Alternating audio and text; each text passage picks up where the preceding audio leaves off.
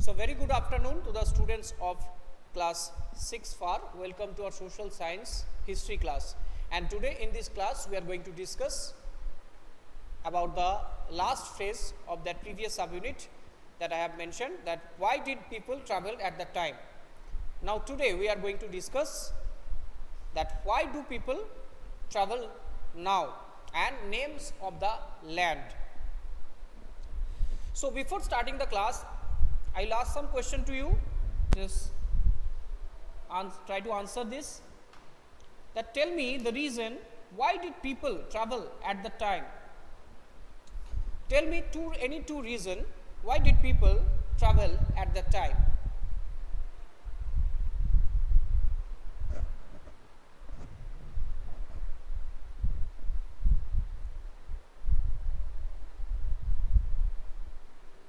Okay, for food and shelter.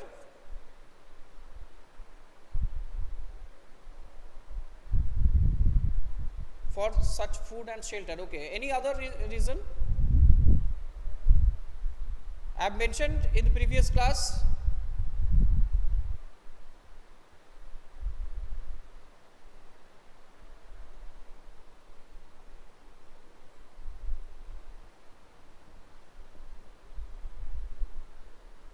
Okay, so they have traveled at that time because of to save their life from any natural calamities, natural disasters such as the volcanic eruption, earthquake, flood, drought, etc. Another reason is that is for business purposes.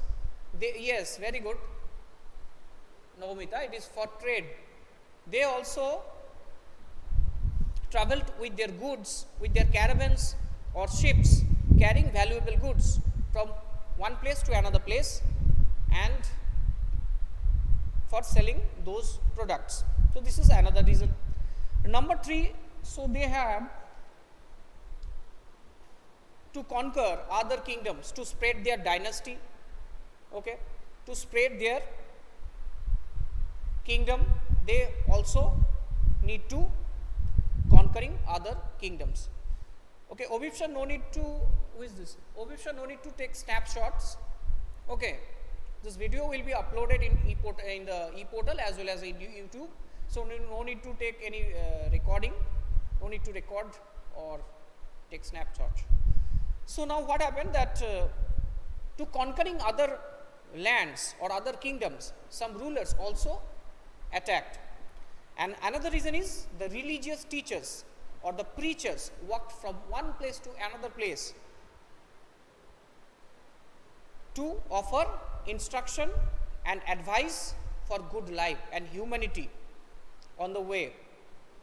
And a lot of people also followed them in the way. So in this way, a lot of people also migrated from one place to another place. Except all this, some people became very much adventurous. And driven by their spirit of adventure, they wanting to discover new places. So in this way, a lot of people also traveled from one place to another place to study, or Somik said to study. It is also correct because in ancient period, a lot of scholars also arrived in India from outside countries. So these are some reason. Okay, why did people travel at that time? Now today I am going to discuss that there is a question mentioned in your book, page number 3, that why do people travel nowadays? So you know that people travel nowadays also for their job, for their education, for their livelihood, for tourism purposes also. So hills, mountains and seas, look at map 1 once more. So the natural frontiers of the subcontinent. So these are the natural frontiers. The subcontinent is separated from the other part of the Asia. Like Himalaya separated us from the China or Tibet, and in western side, in northwestern side, it is the river Indus separated us, and in southern region, the Indian Ocean separated us from the rest of the ocean. So we can identify our subcontinent easily.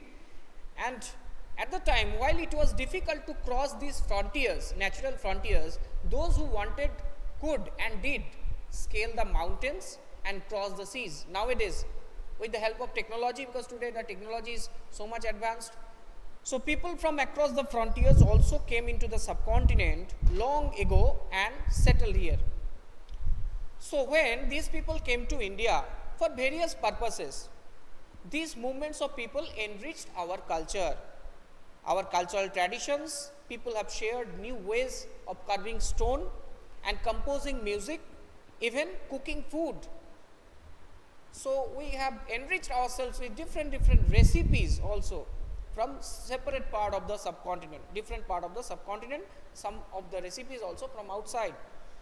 And all these changes happen gradually through 1,000 years. So I think you have understood that portion. Okay, show me to meet with new people to read or relate. It is correct also. So now today's topic, the names on the land.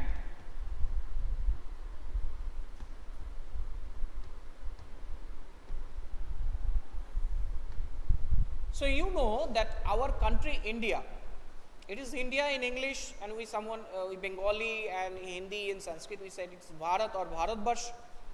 So we have to know the word India or Bharatvarsha comes from which sources. The word India actually came from the word Indus.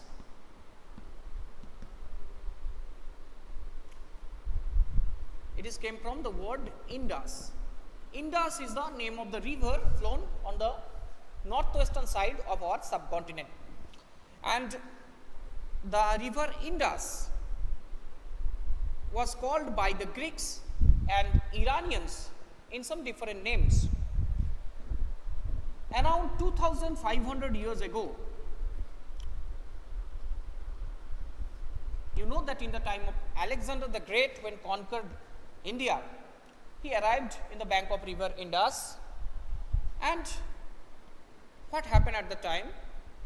They cannot pronounce the Sanskrit name of the river, that is Sindhu.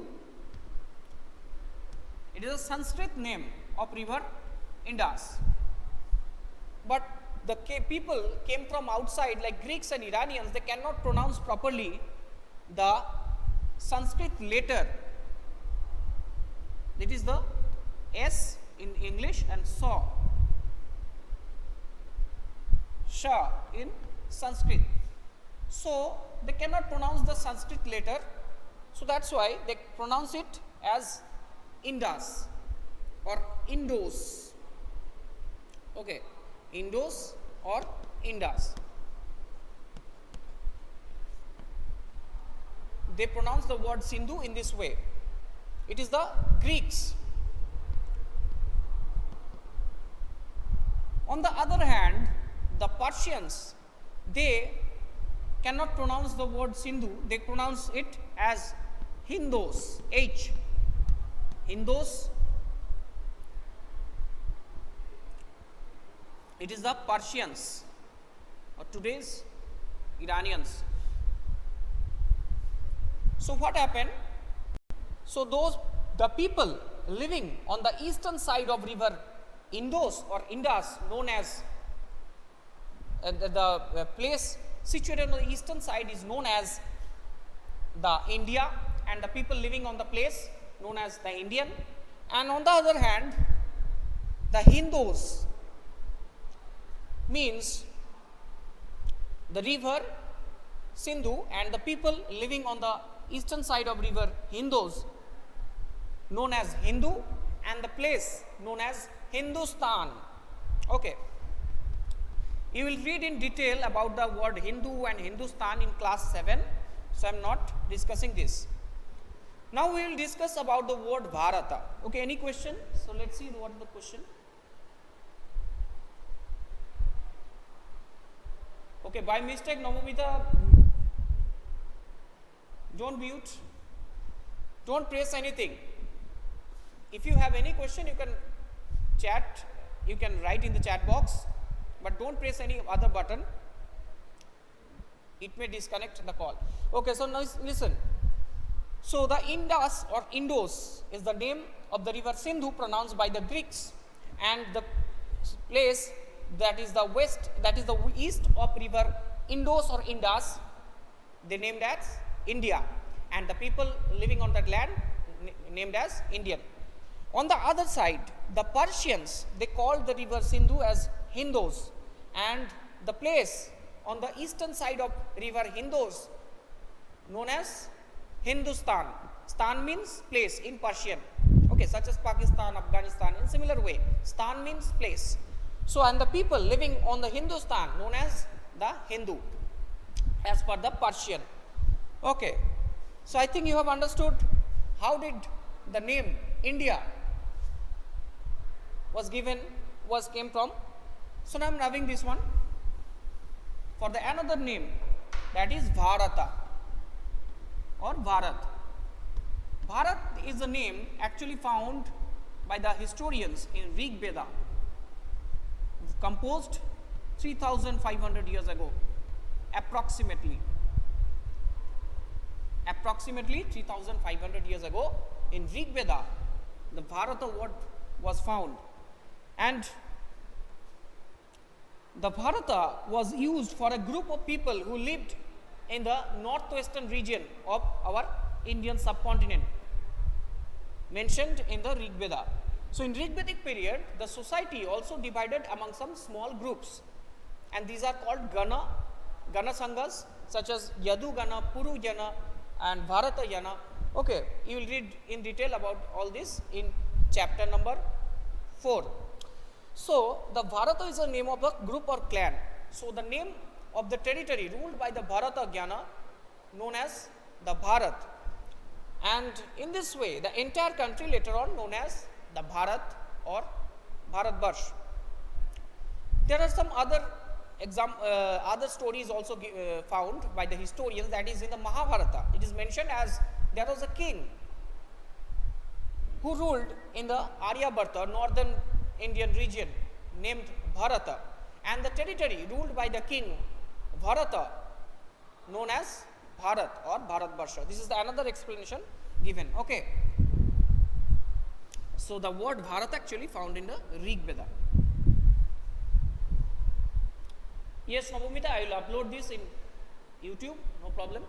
So in this way you can easily understand that India and the origin of India and the word Bharata, the name of our country. Okay, if you have any question you can ask me.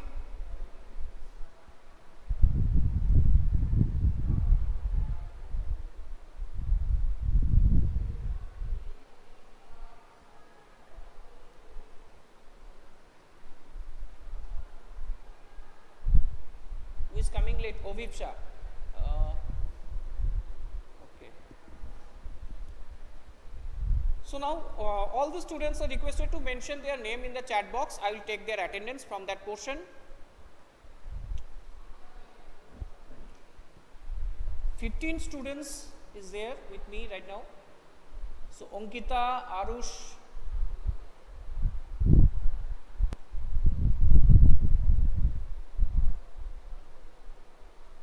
okay, now tell me the name of the place. Okay, I am asking couple of questions to you. Try to answer these. The number one, that tell me that how many years ago the people of Indian subcontinent, they first began to grow wheat. At how many years ago the people of the subcontinent first began to grow wheat? Yes, Ovipsha, it is 8,000 years ago. Very good. Now next one, tell me that how many years ago the earliest cities flourished on the bank of rivers Indus and its tributaries? It is, no Ankita, it is not 4,500, it is 4,700 years ago. The earliest cities flourished on the bank of river Indus and its 5 tributaries.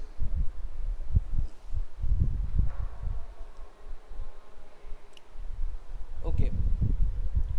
So now look at this, another thing, important thing that is in page number 2, that I have told you in several times the word in subcontinent. What is subcontinent? That look at the map in page number 2. This is a map of South Asia, including the present countries of India, Pakistan, Bangladesh, Nepal, Bhutan and Sri Lanka, and the neighboring countries of Afghanistan, Iran, China and Myanmar.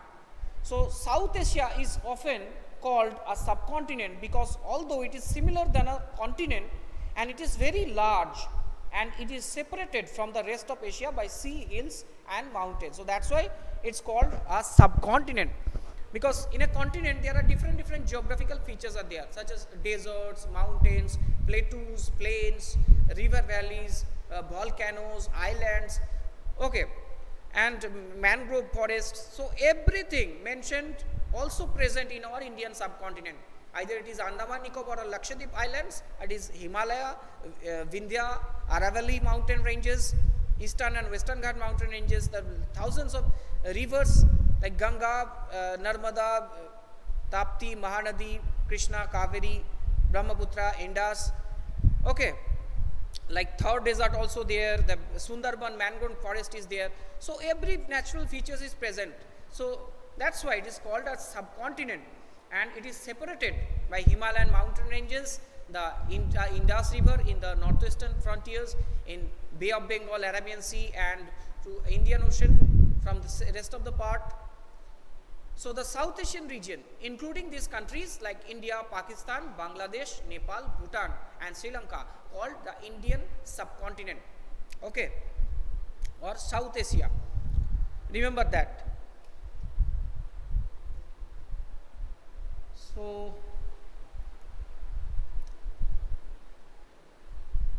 okay, so now the another question I am asking, that is, okay, so tell me, on the bank of which river the skilled gatherers started living? On the bank of which river the skilled gatherers were started living several hundred thousand years ago? Okay, Ovitsa said this Narmada. Okay, Ankita said Narmada. Shomik and Ismat said it is Ganga. Okay, it is not Ganga because the archaeologists have found the earliest evidences several thousand years ago on the bank of river Narmada. It is in central India. Okay.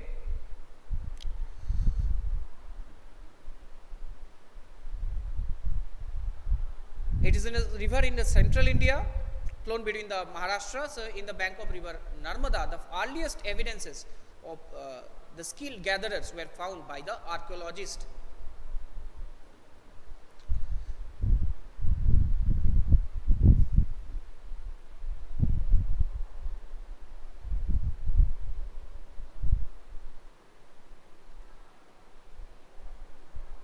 Yes, Abhishek, you are correct. And Narmada is the correct answer.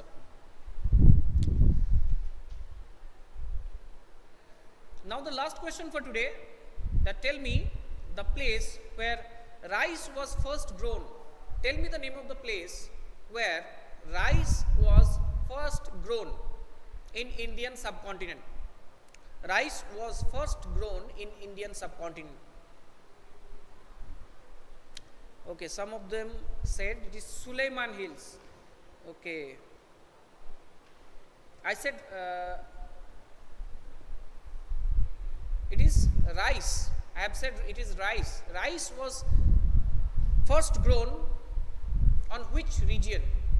And most of them said Suleiman and Khirthar.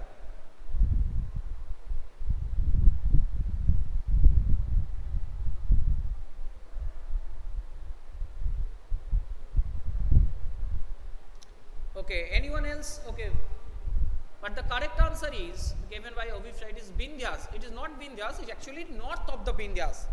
Okay, in the north of the Vindhya mountain range, on that region, it is also situated near the bank of Narmada. It is also near the bank of river Narmada and north of the Vindhya mountain range. In the north of the Vindhya mountain range, the archaeologists have found the evidence of rice cultivation, also found that place. Okay, at the in the north of Vindhyas. So correct answer is in the north of the Vindhyas. Okay, students. So thank you for watching and thank you for joining today. So next class we'll see you with another subunit.